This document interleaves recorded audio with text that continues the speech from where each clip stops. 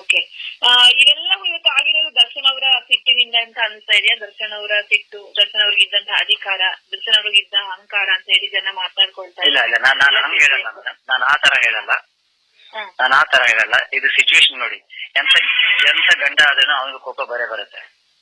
ನಾನು ಹೆಂಡತಿ ಬಗ್ಗೆ ಹಿಂಗೆ ಮಾತಾಡೋದು ಇದು ಅಂತ. It's just bad of time, it's just not a good time for both of them and to the industry. ಅವ್ರು ಏನೋ ಮಾಡಕ್ ಹೋಗಿ ಏನೋ ಆಗಿದೆ, that's what I can say. ಒಂದ್ ಏಟೆ ಹೊಡೆದಿರ್ಬೋದು, ಪಾಪ ಅವನ ಆ ಭಯದಲ್ಲಿ ಸತ್ತೋಗಿದ್ದಾನೆ, ಇಲ್ಲಾಂದ್ರೆ ಏನಾಗಿದೆ ಗೊತ್ತಿಲ್ಲ ನಮ್ಗೆ. ಬಟ್ ಸಾಯಿಸಬಾರ್ದಾಯ್ತು, ಒಂದೆರಡು ಮಾತು ಹೇಳ್ಬಿಟ್ಟು ಕಲ್ಸ್ಬೇಕಾಗಿತ್ತು. ಓಕೆ, ಈಗ ಅವ್ರ ಸಿಚುವೇಶನ್ ಗೊತ್ತಿದೆಯಾ ಸರ್? ಅವ್ರು ಕೂಡ 5 months ಅವರು ಪ್ರೆಗ್ನೆಂಟ್, ಅವ್ರ ವೈಫ್.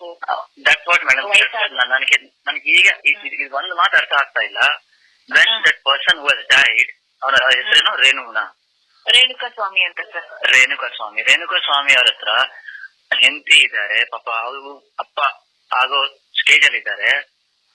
ಅಂತ ಒಳ್ಳೆ ಮನುಷ್ಯ ಎಂತ ಕೆಟ್ಟ ಕೆಲಸ ಯಾಕೆ ಮಾಡೋದು? ಬೇರೆಯವ್ರ ಹೆಂಡತಿ ಬಗ್ಗೆ ತಪ್ಪಾಗಿ ಯಾಕೆ ಪೋಸ್ಟ್ ಮಾಡ್ಬೇಕು? ಅದು ಫೋನಲ್ಲೂ ಇಲ್ಲ, ಮಾತಾಡೂ ಇಲ್ಲ, ಅದು ಸೋಷಿಯಲ್ ಮೀಡಿಯಾದಲ್ಲಿ ಸಾವಿರಾರು ಜನ ನೋಡ್ತಾರೆ. ಅಂತ ತಪ್ಪು ಮಾಡಿದ್ರೆ ಅವ್ರದ್ದು ತಪ್ಪಲ್ವಾ ಮೇಡಮ್? ಎಂಟ್ರಿ ಕೊಟ್ಟಿದ್ ತಪ್ಪು ಅಂತ ಅನ್ಸಲ್ವಾ ಸರ್? ಅವ್ರಿಗೂ ಫ್ಯಾಮಿಲಿ ಇತ್ತು, ದರ್ಶನ್ ಅವ್ರಿಗೂ ಫ್ಯಾಮಿಲಿ ಇತ್ತು, ಅವ್ರಿಗೂ ಮಗ ಇದ್ದ, ಅವ್ರ ಲೈಫ್ ಇವ್ರು ಎಂಟ್ರಿ ಕೊಟ್ಟಿದ್ ತಪ್ಪು ಅಂತ ನಿಮ್ಗೆ ಅನ್ಸಿಲ್ವ ಸರ್? ನೋಡಿ ಮೇಡಮ್, ಇದ್ರಲ್ಲಿ ನಾನೇನು ಮಾತಾಡಕ್ಕಾಗಲ್ಲ, because it's choice of between 2 people. ಅವ್ರಿಬ್ರು ವಿಷಯ. ಇವಾಗ ನಾನ್ ಹೆಂಗ್ ಹೇಳಕ್ಕಾಗತ್ತೆ ಅವ್ರಿಗೆ ಏನ್ ಇಷ್ಟ ನಾವೇನ್ ಇಷ್ಟ ಇಲ್ವ ಅಂತ?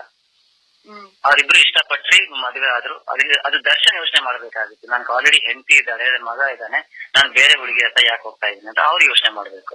ಪವಿತ್ರ already got divorce and she was single again. So she got married to Darshan. So ಸಿಗೋ ಮುಂಚೆನೆ ಇವರು ಡಿವೋರ್ಸ್ ಮಾಡ್ಕೊಂಡಿದ್ರಲ್ಲ ಸರ್? ಅದ್ ನನ್ಗೆ ಗೊತ್ತಿಲ್ಲ ಮೇಡಮ್, ಅದು that is very personal to Pavithra ಅಂತ. ನನಗೆ ಗೊತ್ತಿಲ್ಲ ಅವ್ರು ಏನ್ ಮಾಡಿದಾರೆ, ಯಾವ ತರ ಮಾಡಿದಾರೆ ಏನೋ ಅಂತ. ಬಟ್ ನಮ್ ಡಿವೋರ್ಸ್ ಆದ್ಮೇಲೆ ಅವ್ರಿಗೆ ಮದುವೆ ಆಗಿರೋದಂತ ನನಗೆ ಸುಮಾರು ವರ್ಷ ಆದ್ಮೇಲೆ ಗೊತ್ತಾಯ್ತು.